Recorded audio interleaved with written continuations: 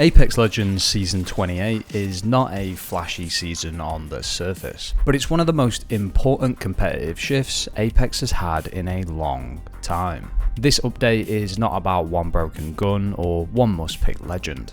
It's about how the game wants you to play. A lot of small changes stacked together, and when you understand how they interact, you start to see why Apex feels faster, harsher, and far less forgiving this season.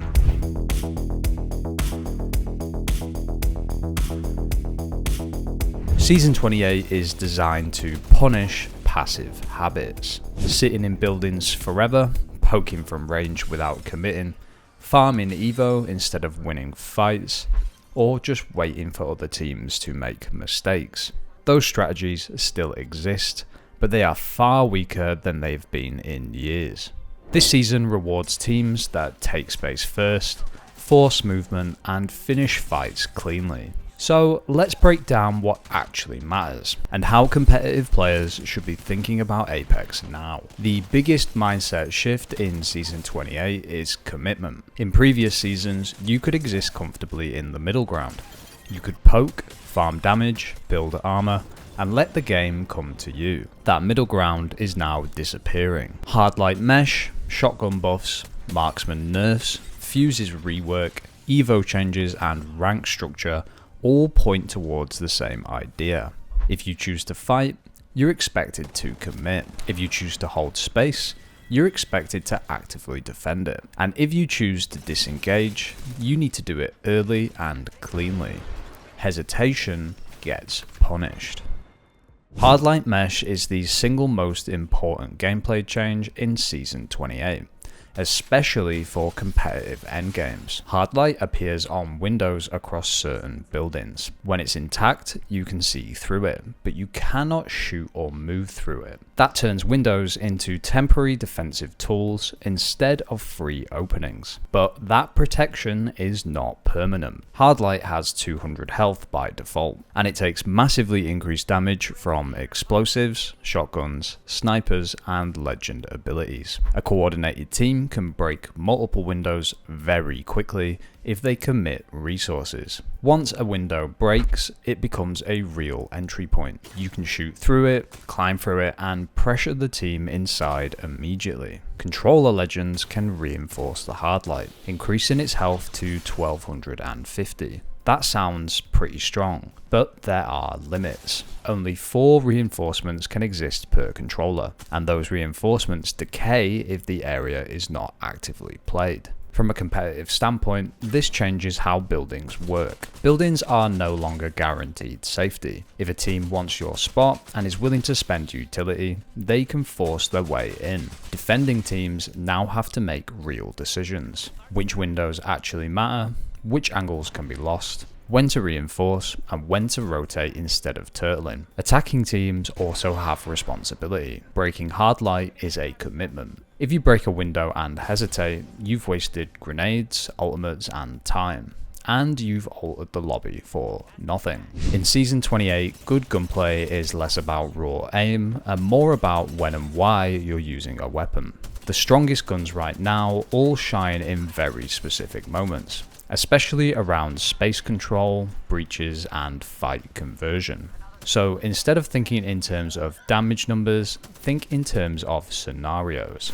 Shotguns are the most important weapon in Season 28, not just because they hit harder, but because they decide fights faster. This is where shotguns shine. You don't need long sightlines, you need 2 clean shots before the enemy can reset. Instead of standing back and poking, you let enemies step into your space. Shotguns punish anyone who crosses a threshold too confidently, especially in stairwells, hallways, and door frames. Shotguns are also extremely strong during third parties, when 2 teams are already weak and armor is cracked. A Mastiff or Eva 8 lets you clean up fights quickly before any other team arrives. The key mindset shift is this: shotguns are not backup weapons anymore. They are the weapon you're expected to use when the fight actually matters. SMGs sit right behind shotguns in importance.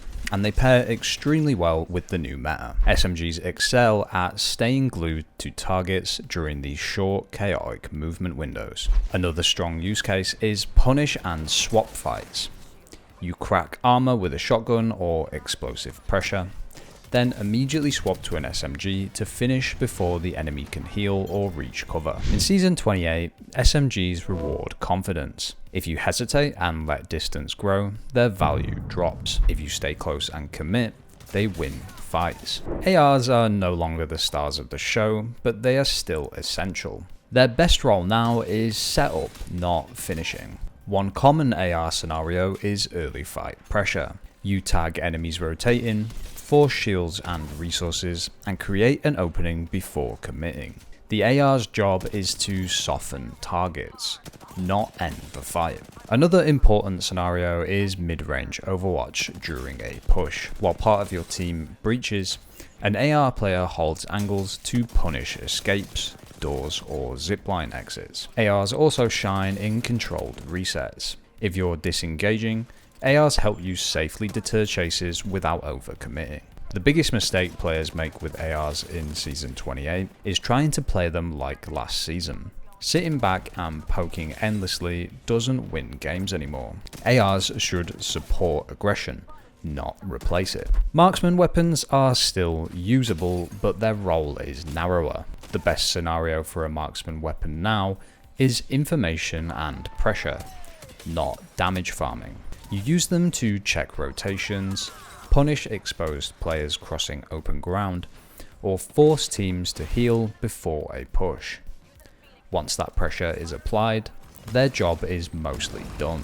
Marksman weapons are weakest when fights collapse into close quarters, which happens far more often this season. If you run a marksman, you need a strong secondary that can finish fights once distance disappears. The P2020 is situational, but when used correctly, is dangerous. The strongest scenario for a Hammerpoint P2020 is after shields are cracked. You don't pull it out to start fights, but to end them. Another good use case is during chaotic interior fights, where reload timing matters. The P2020 swaps quickly and can finish a low health enemy faster than reloading a primary. It's also useful as a surprise tool. Players often underestimate pistols, which can lead to freak downs if someone overextends with no shield. Think of the P2020 as a scalpel. It's not flashy, but in the right moments, it's deadly. Snipers have a smaller role this season, but they still matter in specific scenarios. The strongest sniper scenario is opening damage, not sustained pressure. A big hit forces heals, burns resources, and creates a timing window. Snipers also work well in zone denial situations. If a team must cross open ground, a sniper can slow them down long enough for zone pressure to do the rest. Snipers are no longer good at controlling entire fights alone. If you down someone and can convert it, the value disappears quickly. Snipers should be used to create opportunities, not define your game plan. Instead of asking what gun is best, ask this: what gun helps us take space? What gun helps us finish fights quickly? What gun supports our team's plan? A strong loadout this season usually includes one weapon for setup or pressure, and one weapon for close range fight conversion. If your loadout cannot do both, you're relying on teammates to carry fights for you. One of the most important changes in Season 28 is the Evo system, and it's easy to overlook. Only the first 2 revives per team now grant full Evo points.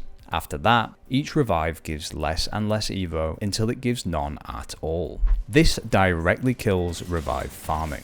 At higher levels of play, teams were intentionally trading knockdowns to inflate armor without taking real fights. That created lobbies where red armor appeared earlier and more consistently than intended. This strategy no longer works. Evo progression is now tied back to winning fights, dealing damage, and holding good positions. This changes how you should approach engagements. Trading knocks without converting kills is bad. Intentionally going down for a revive is bad. And endless resetting is bad. Clean fights matter more than ever. If you get a knock and don't convert it, you didn't just miss a kill, you lost Evo value. If you rely on revive loops to catch up in armor, this season will punish you. Evo is now a reward for good decision making, not system manipulation. Fuse is one of the biggest competitive winners of Season 28. Fuse's role is no longer zoning, it's now space breaking. His tactical knuckle cluster now deploys even faster, deals 15 damage per explosion, and has a much shorter total duration than before. The delay before explosions begin is reduced, meaning damage starts faster. This makes Knuckle Cluster a pressure tool that forces immediate heals, rather than an area denial tool that lingers. Fuse's ultimate is completely reworked. Instead of forming a static ring of fire, Fuse now fires a mortar shell that detonates on impact, and sprays multiple explosives around the landing zone. When aiming down sights, the mortar can pierce cover up to 13 meters deep, allowing Fuse to hit enemies behind walls or inside buildings. With the Pyrotechniques upgrade, Fuse's ultimate leaves behind fire patches that burn for 8 seconds after the explosion detonates. These fire patches punish repositioning and restrict exits. With reignition, every 2 points of explosive damage dealt to enemies reduces Fuse's ultimate cooldown by 1 second. This rewards coordinated pressure and allows Fuse to have ultimate available more often in extended fights. Fuse now exists to force movement. Even small displacements can create openings. Fuse is strongest when his team is ready to push the moment his abilities land. Catalyst becomes more valuable in Season 28, but only when played intentionally. Her passive now allows her to reinforce up to 4 doors at once, doubling her previous capacity. This matters because doors are now more important than windows. Her tactical, piercing spikes can now be placed further away, covers a larger area, and activates faster. The delay before spikes begin dealing damage is reduced to 1 second, and Catalyst can now have 3 spike traps active at the same time. Enemies must be closer to the trap before it activates, meaning traps are harder to trigger safely. But once active, the spikes deal repeated damage while slowing enemies. Catalyst's ultimate Dark Veil becomes more flexible. It can now be placed horizontally, has increased length, and can build through standard doors and certain defensive abilities. Enemies who walk through Dark Veil reduce its duration, but the duration reduction is now shorter than before. Dark Veil exists to split fights and isolate players. Catalyst should use it to force bad decisions, not to stall forever. Bloodhound's tactical scan now lasts up to 4 seconds total, with full body highlights lasting 2 seconds. Visual clutter during scans is reduced, making information easier to process mid-fight. Bloodhound's ultimate has a reduced cooldown of 2.5 minutes. Activation time is faster, and the widened field of view now gradually returns to normal instead of snapping back. While the ultimate is active, each knock extends the duration by 5 seconds, and knocks will always reset the remaining duration to at least 10 seconds if it drops below that threshold. Bloodhound's ultimate rewards momentum. Bloodhound should scan and commit before fights, not after damage is already done. Pathfinder's energized ziplines now give teammates increased movement speed and acceleration, making rotations and repositions faster and safer. Crypto no longer gains ultimate charge from EMP scans and gains less charge from scanning players. EMP remains a powerful reset tool, but timing is more important. Octane's Daredevil extension is reduced, limiting how long he can chain fights off Stim Surge. Reckless aggression is punished faster. Gibraltar, Bangalore and Watson gain indirect value due to close range fighting. Dome fights matter again.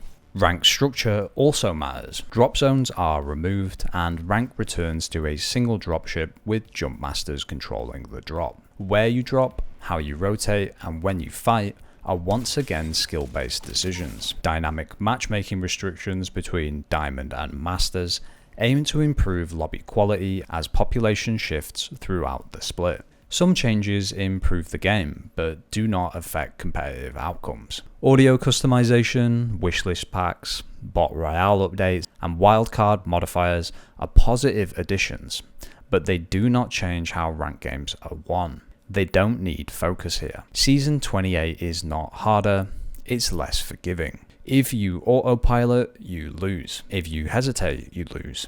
And if you rely on systems instead of decisions, you lose. To succeed in Season 28, you need to take space intentionally, commit resources with purpose, finish fights cleanly, defend actively, rotate early, and play for tempo instead of comfort. This season rewards players who think ahead instead of waiting. That's how you win in Apex Legends Season 28.